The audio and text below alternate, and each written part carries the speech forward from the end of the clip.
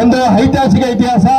ದಲಿತರ ಪಾಲಿಗೆ ಇದೊಂದು ಸಿಂಹ ಸ್ವಪ್ನವಾಗಿ ಈ ವಿಜಯೋತ್ಸವ ಯಾಕೆ ನಾವು ಆಚರಿಸಬೇಕಂದ್ರೆ ಪೇಶ್ವೆರಿ ವಿರುದ್ಧ ಬ್ರಿಟಿಷರ ಕಾಲದಲ್ಲಿ ನಮ್ಮ ಪೇಶ್ವೆರು ಮತ್ತು ಪೇಶ್ವೆರ ವಿರುದ್ಧ ಮತ್ತು ಬ್ರಿಟಿಷರ ವಿರುದ್ಧ ನಡೆದಿರತಕ್ಕಂಥ ಕಾಳಗದಲ್ಲಿ ಈ ಒಂದು ಕೋರೆಗಾಂವ್ ಒಂದು ಮಹಾರಾಷ್ಟ್ರದಲ್ಲಿ ಒಂದು ಹಳ್ಳಿಯ ವಾತಾವರಣ, ಅಲ್ಲಿ ಪೇಶ್ವೆರ ಬೃಹತ್ತಾದ ಒಂದು ಸೈನ್ಯವನ್ನು ಹಿಮ್ಮೆಟ್ಟಿಸುವ ಕಾರ್ಯ ಅಲ್ಲಿನ ಬ್ರಿಟಿಷ್ ಸರ್ಕಾರಕ್ಕೆ ಆಗದೇ ತೀರದಂತ ಸಂದರ್ಭದಲ್ಲಿ ನಮ್ಮ ಮಹರ್ ಜಾತಿಯ ಏನು ಉಬರ್ ರೆಜಿಮೆಂಟ್ ಅಂತೇಳಿ ಒಂದು ರೆಜಿಮೆಂಟ್ ಇತ್ತು ಬ್ರಿಟಿಷರ ಕಾಲದಲ್ಲಿ.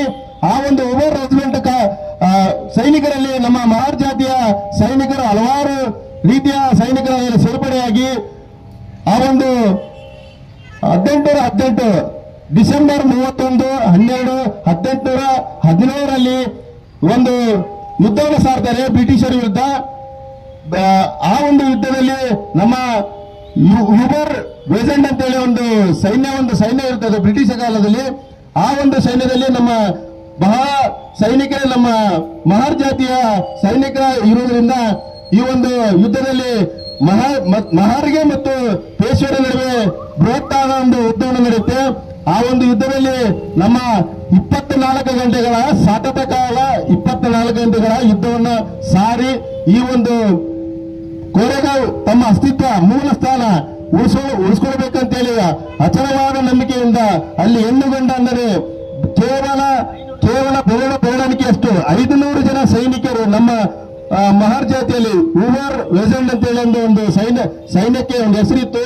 ಆ ಉಬರ್ ರೆಜಿಮೆಂಟ್ ಅಲ್ಲಿ ಕೇವಲ 500 ಸೈನಿಕರು ಮಾತ್ರ ನಮ್ಮ ಮಹರ್ ಜಾತಿಯರಿದ್ರು.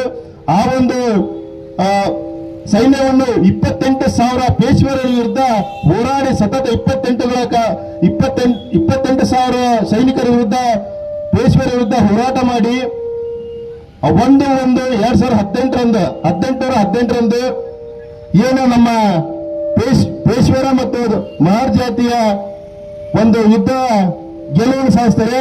ಆ ಯುದ್ಧದಲ್ಲಿ ನಮ್ಮ ಮಹರ್ ಜಾತಿಯು ಮೇಲುಗೈ ಸಾಧಿಸಿ ಪೇಶ್ವೆರನ್ನು ಅಲ್ಲಿಗೆ ಧೂಳಪಟ ಮಾಡುತ್ತೆ. ಪೇಶ್ವೆರ ಸೈನ್ಯವನ್ನು ಅಲ್ಲಿಗೆ ಅಂತ್ಯ ಮಾಡಿ ಪೇಶ್ವೆರ ಇಲ್ಲಾರ್ದಂಗೆ ಮಾಡ್ತಾ ಇದ್ದಾರೆ.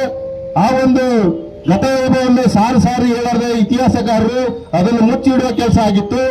ನಮ್ಮ ಡಾಕ್ಟರ್ ಬಾಬಾ ಸಾಹೇಬರವರು ದುಂಡಿನ ಮೇಜಿನ ಸಭೆ ಪುನಃ ಒಪ್ಪಂದದ ಏನು ಒಂದು ಕಾರ್ಯಕ್ರಮ ಇರ್ತದೆ, ಆ ಕಾರ್ಯಕ್ರಮದಲ್ಲಿ ಈ ಕೋರೆಗಾಂವ್ ಅಂದ್ರೆ ಏನು ಅಲ್ಲಿದ ಸೈನಿಕರು ನಮ್ಮ ಸೈನಿಕರು ಏನಾದ್ರು ಆ ಸೈನಿಕರಿಗೆ ಏನಾದ್ರೂ ನೀವು ಇದು ಕೊಟ್ಟಿದೆ ಸ್ನಾನಮಾನ ಏನಾದ್ರು ಕೊಟ್ಟಿದೆ ಅಂತ ಬಾಬಾ ಸಾಹೇಬ್ ಕೇಳಿದಾಗ ಅಂದಿನ ಸರ್ಕಾರ ಯಾವುದೇ ರೀತಿ ನಮ್ಮ ಮಹರ್ ಜಾತಿಗೆ ಯಾವುದೇ ರೀತಿಯ ಸ್ಥಾನಮಾನ ಕೊಳ್ಳದಂಗೆ ಇತಿಹಾಸಕಾರರು ಕೂಡ ಅದನ್ನು ಮುಚ್ಚಿಡುವ ಕೆಲಸ ಆಗಿತ್ತು. ಡಾಕ್ಟರ್ ಬಾಬಾ ಸಾಹೇಬರವರು ಪುನಃ ಒಪ್ಪಂದದ ಮೇರೆಗೆ ಆ ಒಂದು ಕೋರೆಗಾಂವ್ ಯುದ್ಧ ನಡೆದಂತ ಸ್ಥಳಕ್ಕೆ ಭೇಟಿ ನೀಡುತ್ತಾರೆ.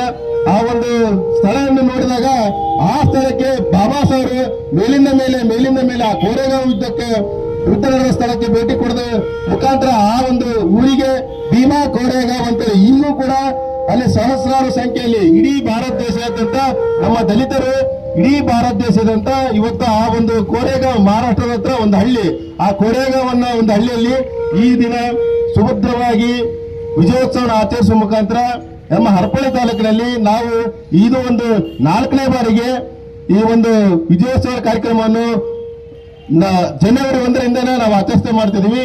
ಹಾಗಾಗಿ ಈ ವಿಜಯೋತ್ಸವ ಬರೀ ಪೇಶ್ವೆರ ಮತ್ತು ದಲಿತರ ನಡುವೆ ಅಲ್ಲ, ಇಡೀ ಮಾನವ ಕುಲಕ್ಕೆ ನಮ್ಮನ್ಯಾರು ಅಸ್ಪೃಶ್ಯರಂತೇಳಿ ಪರಿಗಣಿಸ್ತಿದ್ರು ಆ ಎಲ್ಲಾ ಪೇಶ್ವೆರ ವಿರುದ್ಧ ನಮ್ಮ ದಲಿತರು ಅಸ್ತಿತ್ವಕ್ಕೆ ಬಂದು ನಮ್ಮ ದಲಿತರು ಮೇಲುಗೈ ಸಾಧಿಸುವ ಮುಖಾಂತರ ನಮ್ಮ ಇತಿಹಾಸಕಾರರು ಅಂದಿನ ಇತಿಹಾಸಕಾರರು ನಮ್ಮನ್ನ ಮುಚ್ಚಿಡುವ ಕೆಲಸ ಮಾಡ್ತಾ ಇದ್ರು. ಈಗಲೂ ಕೂಡ ಮುಚ್ಚಿಡುವ ಕೆಲಸ ಆಗ್ತದೆ. ಇತಿಹಾಸಕಾರರಿಗೆ ನಾನೊಂದು ಇದು ಮಾಡ್ತೀನಿ, ದಲಿತರು ಯಾರು ಕೂಡ ನಮ್ಮ ದೇಶಕ್ಕೆ ಏನನ್ನು ಕೊಡುಗೆ ಕೊಳ್ಳಾರ್ದಂಗೆ ಏನಾದ್ರೂ ಸಾಧನೆ ಮಾಡಿದಾರ?